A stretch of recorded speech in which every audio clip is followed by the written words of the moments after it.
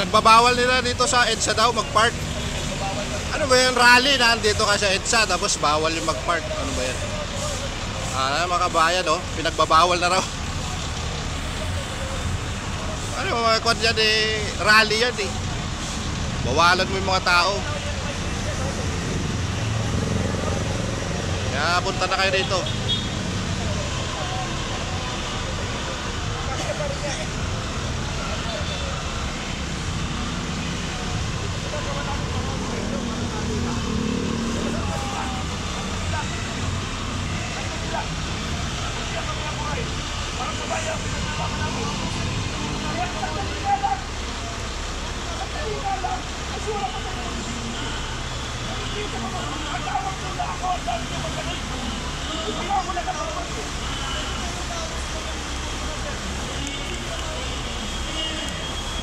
Nagrarally yung mga tao ba?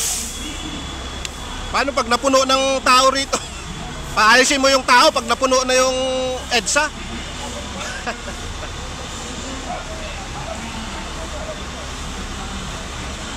Yan si Colonel Beltran. Sige, pag-uusap na sa MMDA.